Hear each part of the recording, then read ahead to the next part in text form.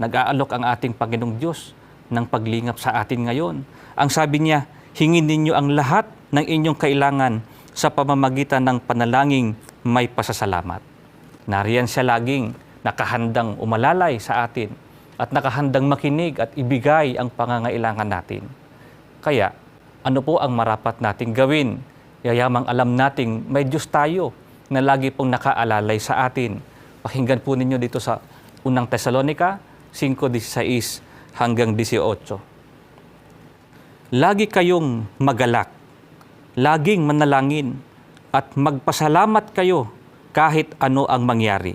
Dahil ito ang kalooban ng Diyos para sa inyo na mga nakay Kristo Jesus.